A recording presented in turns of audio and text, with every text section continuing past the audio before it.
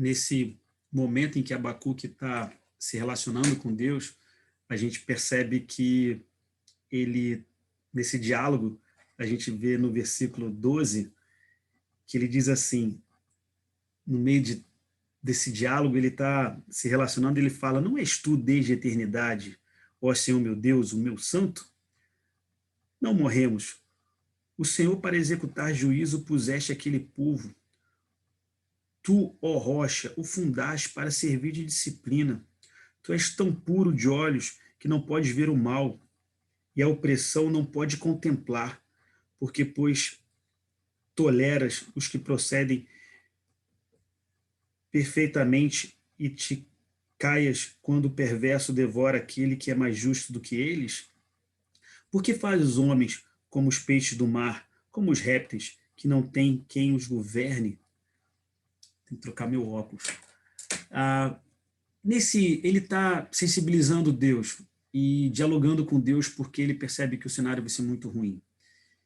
E aí eu queria fazer um paralelo, ver se não é muito parecido com o que a gente vive hoje. E a gente vai concluir isso lá no capítulo 3.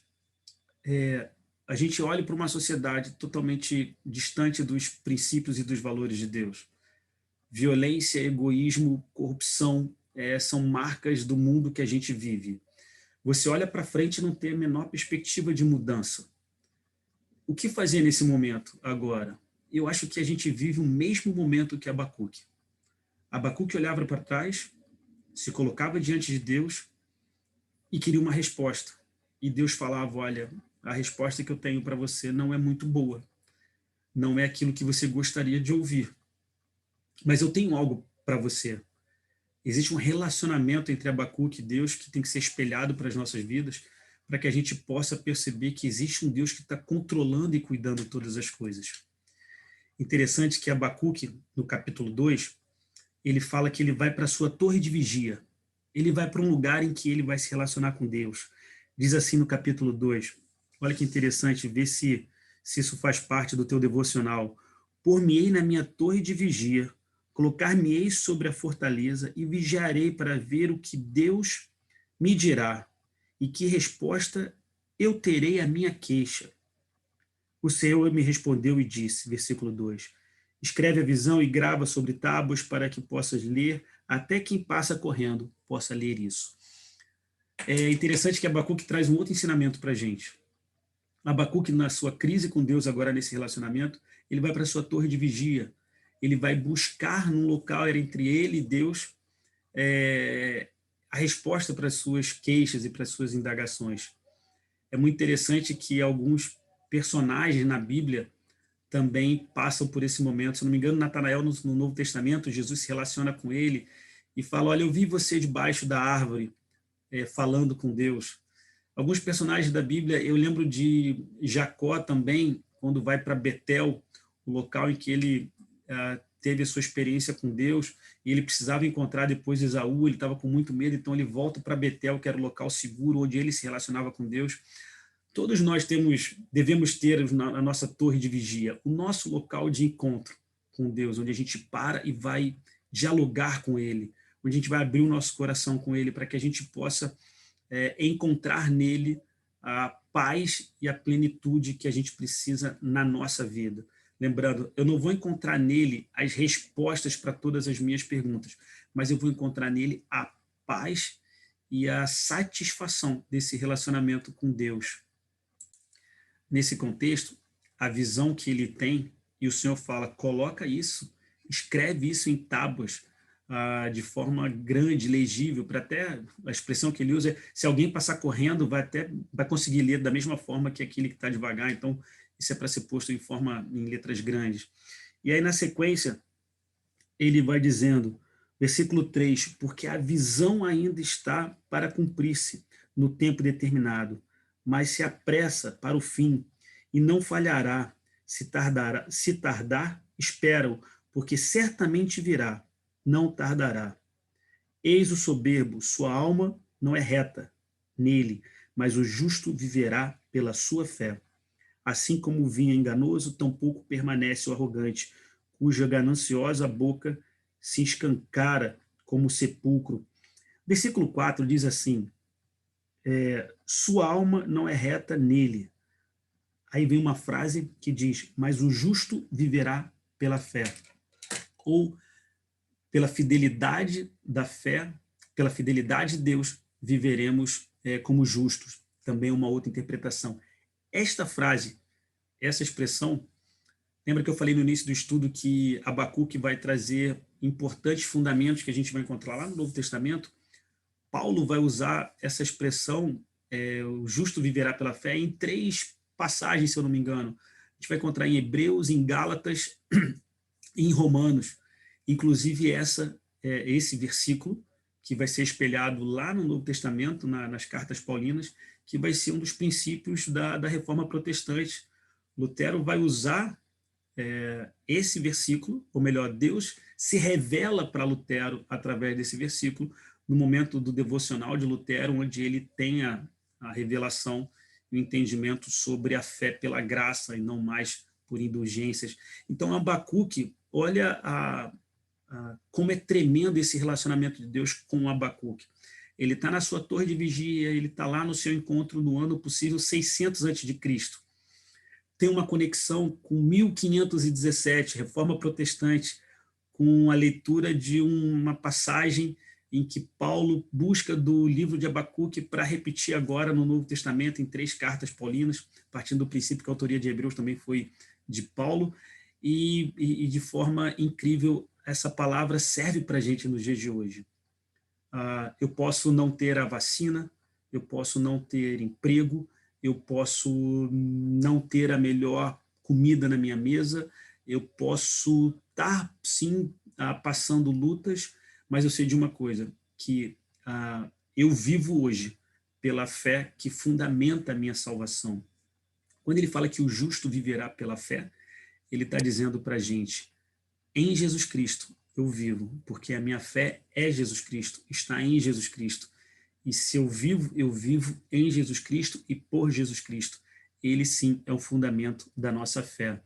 E a gente vai ler agora na sequência, porque esse profeta surge com dúvidas, incredulidades, descrença, falta de esperança, e agora ele parte para a sua torre de vigia, ou seja, o seu recanto, o seu local de intimidade com Deus, e ele volta deste local com uma visão e com uma palavra de credulidade, esperança e de relacionamento com Deus, que a gente vai ler agora no capítulo 3.